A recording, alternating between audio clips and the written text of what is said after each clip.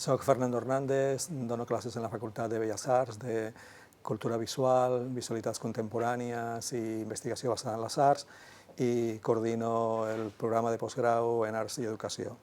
L'estat de l'educació de les arts en aquest moment depèn de l'escenari en el que ens movem. Si ens mirem el que seria l'escola pública, en aquest moment està produint-se alguns canvis sobretot per l'entrada de formes i pràctiques de l'art contemporani.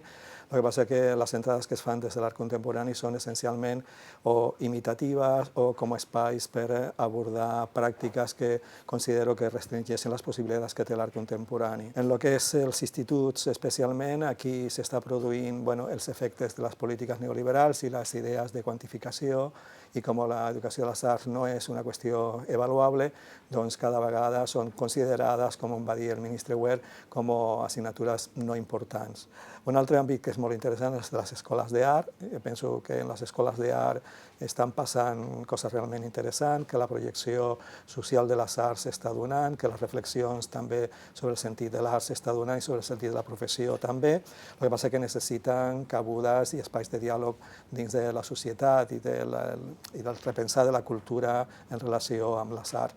I després ja en el cas de les universitats, penso que estan en un procés de redefinició, que necessiten deixar de mirar les pràctiques del passat i les concepcions del passat i obrir realment debats sobre quin és el sentit de les arts a nivell superior.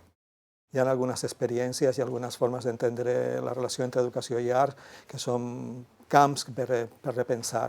Per exemple, crec que hi ha una via molt important que està emergint a poc, que és com ensenyar totes les matèries artísticament. Jo crec que això hi ha experiències importants a Argentina, hi ha experiències a Portugal, en el Regne Unit, etc. Ja no es tracta d'ensenyar art, sinó ensenyar totes les matèries del currículum artísticament. Jo crec que aquí és un espai de recerca, de reflexió i de propostes molt interessant. Crec que hi ha una iniciativa que necessita ser reflexionada, que és la idea dels artistes en residència. Crec que va ser una proposta inicial molt interessant, però que en aquest moment està abocada essencialment a l'obra de l'artista, i que considera la institució en la que intervé com a mà d'obra, com a suport o com a magnificació de qui és l'artista des d'una perspectiva modernista. Un dels aspectes de la remodelació és passar de fer pràctiques participatives a fer realment pràctiques col·laboratives i sobretot donar un qüestionament molt gran de quin és el sentit, que el sentit ja no és el sentit modernista, que es continua projectant en aquest tipus de treball, sinó hi ha altres formes de concebir el que és la pràctica artística. I després hi ha un tercer escenari que crec que és molt interessant, la vinculació amb formes de pràctiques culturals i de pràctiques artístiques contemporànies.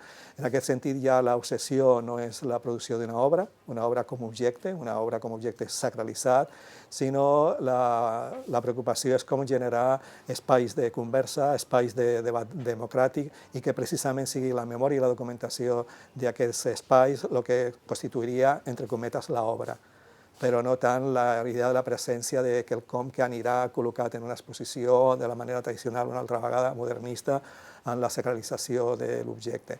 I després hi ha un quart escenari, que crec que també aquest escenari és l'escenari cada vegada més de fer el trencament entre el dins i el fora. I això comportaria una reflexió sobre el sentit de l'educació formal i sobre el sentit de la pròpia escola.